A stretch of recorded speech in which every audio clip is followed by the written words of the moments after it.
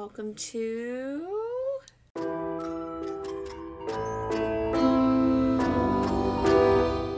Crimes with Cole. So hello. How are you guys doing today? I hope you guys all are having an amazing day. I hope you guys all have been great for the last few weeks.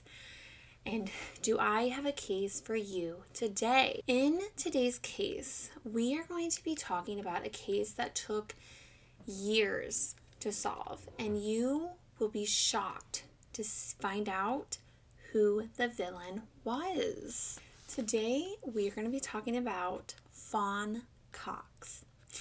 This case took place back in 1989, and with new technology that has developed in the last few years, maybe last decade or so, Fawn's family was able to be brought to peace in knowing who the killer of their daughter was.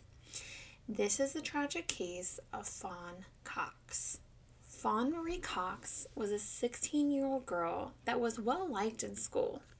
She attended church regularly and had a job at the local amusement park as a cashier. On July 25th of 1989, Fawn had got off work around 11 p.m. or so. Her mother, Beverly, had picked her up from work, and she arrived home shortly after, eager to lay herself down in a nice, comfy bed, exhausted from work. I would imagine having to stand all day at an amusement park out in the summer heat. It probably is exhausting after a while. And Fawn had two younger sisters, Amber and Felicia, who usually slept upstairs in the bedroom with her.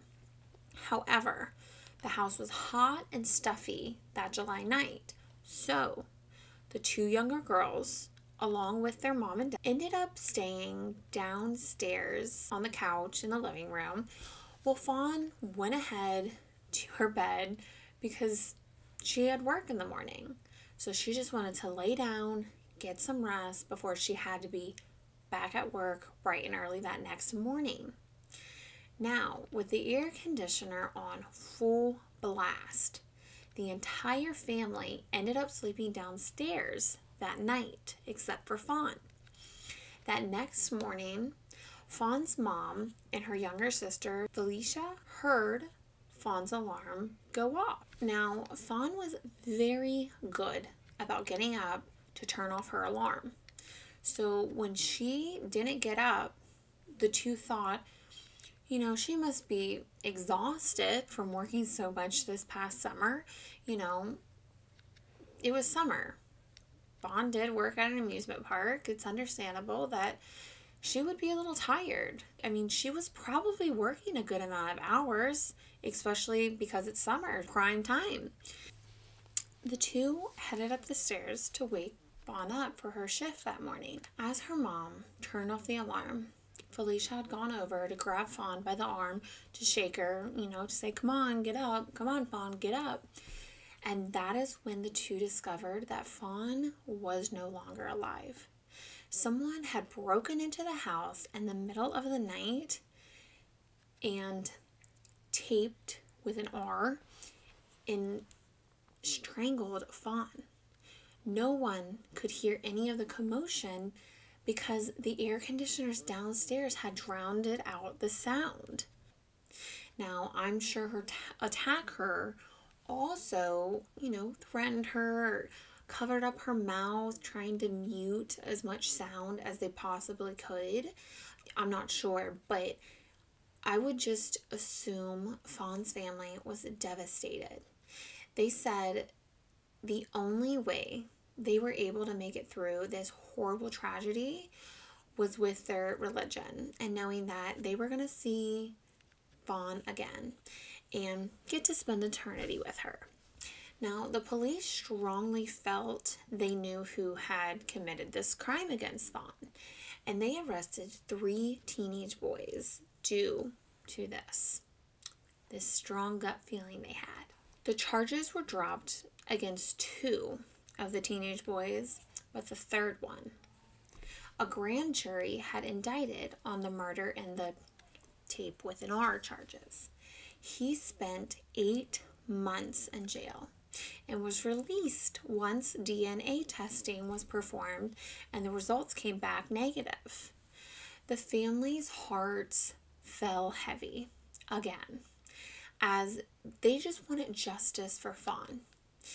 As the years went on, no leads came up, and no one came to be suspects. No one was brought in for questioning, nothing.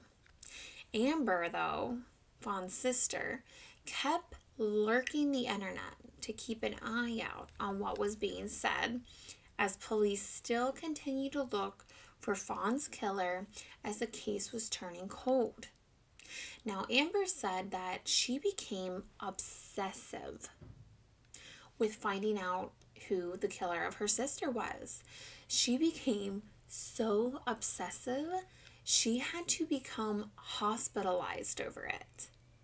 Like, oh my God, could you imagine just the mental toll that one, a tragedy like this takes on you mentally, but also two, to not know who did it. I don't want to say but to feel like you were so close when the police brought in those 3 teenage boys, and then to find out it wasn't them, and you're just like, God, who was? You just want answers at this point. I could not imagine the toll that it would take on you. I could not. And as new DNA testing technology came about, the family kept pushing and pushing for the police to test the DNA that was collected from Fawn's bed sheets that horrible night. The family even raised money themselves to pay for any advanced DNA testing that could have been done. And finally, after 30 years of waiting, with police coming to continuous dead ends, and the family, the community of the church, they never lost hope.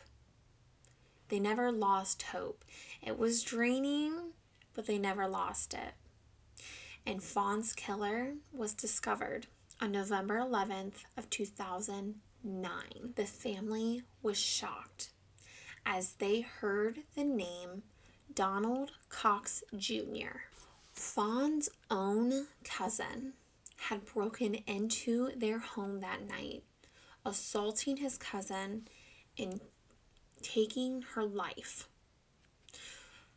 Donald ended up dying of a drug overdose in 2006. So while he got to enjoy all those years as a free man, the family now can come to peace knowing who took the life of their precious Fawn. Now, I'm curious how the family dynamic was with that particular cousin and his mom and dad, if Fawn was close with her aunt and uncles, or if her cousin Donald had gotten wrapped up with the wrong people, had ended up getting on, substances that turned him into someone who he was not growing up, and how heavily he was on them, and what in the world he was on. Because I just don't know how this family, I know you shouldn't hold grudges, you shouldn't blame people for other people's actions. I don't know how this family came to terms with that. They're very strong. And I'm sure they had a lot of faith in the Lord, and I'm sure their faith is what helped pull them through all of this. But, oh my gosh, her own cousin. Oh, God, and she was a good girl. She was a good girl. It's not like she was doing anything wrong. She was your typical 16-year-old teenage girl working at the amusement park that summer, going to church, probably making good decisions in life at that age, and something tragic like that happens. But let me know what you guys think. Could you imagine being her family and being right downstairs as all of that was going on? Oh my God. I honestly wonder how long her sisters took before they decided that they were going to sleep back in that room, because I don't know if I could. I don't know if I could. But let me know what you guys think. And until next time, please remember to be safe, and I will see you then. Bye.